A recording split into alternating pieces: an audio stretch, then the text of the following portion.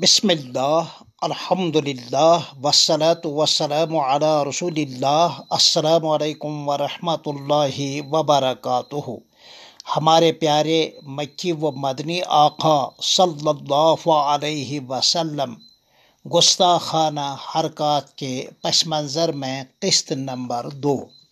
کسی نعت گو شاعر نے شان نبوت و رسالت میں کیسی عمدہ نغمہ سرائی کی ہے۔ حبیب خدا کا نظارہ کروں میں، دل و جان ان پر نثار کروں میں۔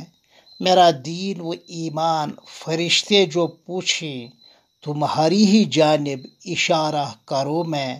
خدا خیر سے لائے وہ دن بھی نوری، مدینے کی گلیاں بہارا کروں میں۔ بقول علامہ اقبال رحمہ اللہ، ستیزہ کار رہا ہے ازل سے تا امروز، چراغ مصطفی سے شرار بولہبی۔ شمع الہی کو بجھانے کی ہر دور میں ہر جگہ کوشش کی گئی ہے۔ بارگاہ رسالت پناہ و دربار نبوت پناہ میں گستاخیاں کوئی نئی بات نہیں ہے۔ جب فاران کی بلند چوٹیوں سے یا ایھا الناس قولوا لا الہ الا اللہ تفلحون کی صدا بلند ہوئی، تب سے اب تک شمع نبوت کے ساتھ شرار بولہبی کی یہ جنگ اور آویزش رہتی آ رہی ہے۔ پورا مکی دور اس قسم کی گستاخیوں سے بھرا ہوا ہے۔ پھر مدنی دور میں جب کہ تمکین فی الارض یعنی خدا کی زمین پر خدا کی حکومت قائم ہوئی اور نبی رحمت صلی اللہ علیہ وسلم اس خلافت الہی کے ربانی خلیفہ ارضی تھے، اس دور میں بھی جہاں حضرت صلی اللہ علیہ وسلم کے چاہنے والے لاکھوں میں تھے، جو محض اشارے چشم و ابرو پر اپنی جان کی قربانیاں ہر وقت دینے والے تھے، گستاخیاں کرنے والے یہودی اور پکے منافق تھے۔ ان میں سے بعض نے شیطان نبوت کا دعویٰ آپ صلی اللہ علیہ وسلم کی موجودگی میں بھی کیا تھا، لہٰذا یہ کوئی نئی بات نہیں ہے۔ البتہ مسلمان ہر دور میں ہر جگہ اللہ و محمد اور قرآن و اسلام کے حق میں ہمیشہ باغیرت رہے ہیں، چاہے اعمال کے اعتبار سے وہ کتنے ہی کمزور ہوں۔ خاص طور پر حضرت نبی اکرم شفیع اعظم راحت جان و روح ہمارے پیارے مکی و مدنی آقا، ہاشمی و قریشی، حجازی و تہامی، محمد عربی صلی اللہ علیہ وآلہ وسلم النبی الامی کے حوالے سے ملت اسلامیہ کا ہر فرد، چاہے جوان ہو یا بوڑھا، مرد ہو یا عورت، حتیٰ کہ چھوٹے چھوٹے بچے بھی حساس اور باہمت ہوتے ہیں۔ جب اذان میں مؤذن اشہد ان محمد رسول اللہ پکارتا ہے تو فضائے بسیط میں ایک ارتعاش سا پیدا ہوتا ہے۔ نام سنتے ہی آنکھیں بے اختیار ڈباتی ہیں۔ فداہ ابی و امی و روحی و اولادی کا ایک منظر ہوتا ہے، یعنی اے میرے پیارے مکی و مدنی آقا، آپ پر ہماری جان قربان، ہمارا اہل و عیال قربان، ہمارا سب کچھ آپ پر قربان۔ یا رسول اللہ، آپ ہماری جان ہے، آپ ہماری پہچان ہے، آپ ہماری شان ہے، آپ ہماری آن ہے، قبلِ ایمان ہے، کعبہ اسلام ہے، ہمارا ایمان ہے، ہمارا سرمایہ ہے۔ عشق نبوی کا یہ درس روزانہ مؤذن 5 مرتبہ دیتا آ رہا ہے اور یہ اذان ساری دنیا میں گونجتی آ رہی ہے۔ کوئی لمحہ خالی نہیں گزرتا ہے۔ یہ شان نبوت ہے، یہ مقام رسالت ہے، جہاں ہر وقت جذبات میں سمندر جیسا خاموش طوفان ہوتا ہے، جہاں دلوں کے نہاں خانوں میں آتش فشاں مادہ ہر وقت پھٹنے کو ہوتا ہے۔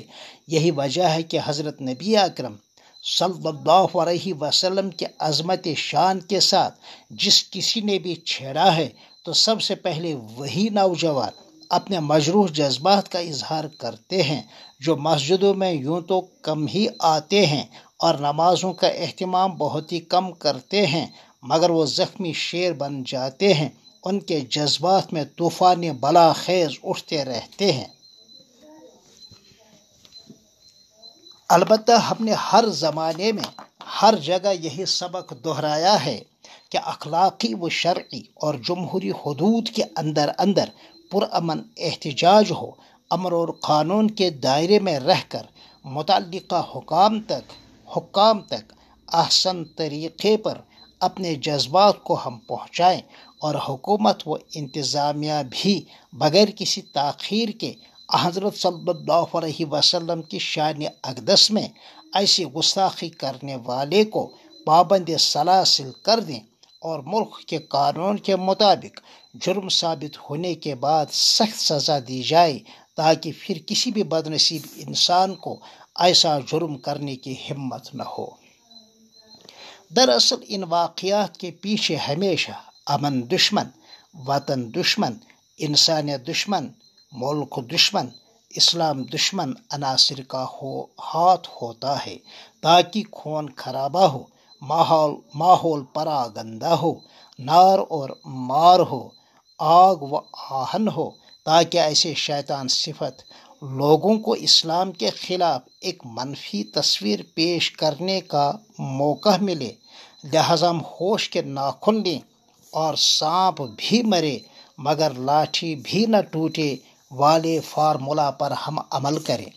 ہمارے پیارے مکی و مدنی آقا صلی اللہ علیہ وسلم وہ ذات والا صفات ہے جس کے سر مبارک پر مالک عرش و فرش نے اور خالق لوح و قلم نے معراج عالم کی دستار فضیلت رکھی ہے۔ پھر اس دستار فضیلت میں شفاعت کبریٰ کا اور نبوت عظمیٰ کا تاج زرین سجایا ہے۔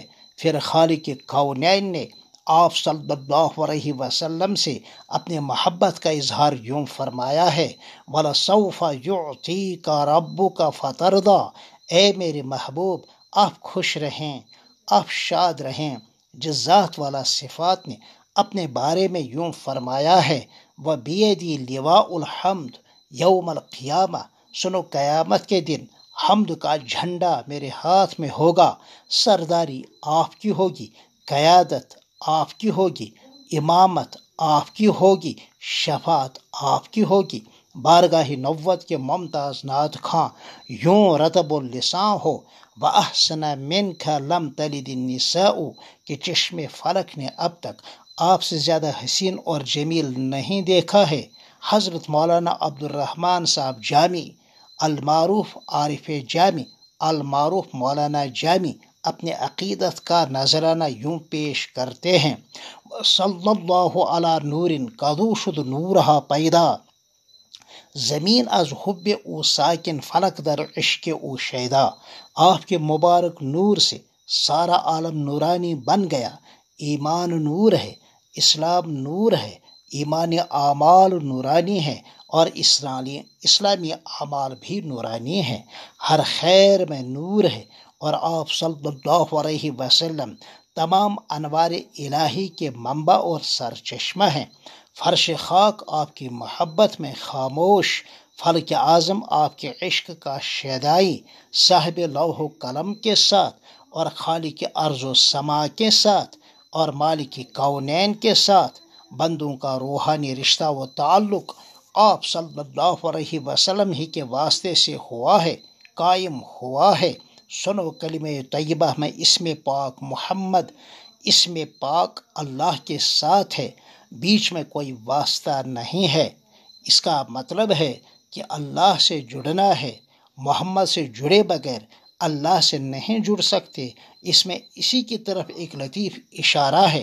عبادت تب بنے گی جب نبی کے طریقے پر کی جائے گی، ورنہ وہ ایک ورزش اور کثرت ہی ہوگی، تھکاوٹ اور اکتاہٹ ہوگی جب نبی کے طریقے سے ہٹ کر کی جائے۔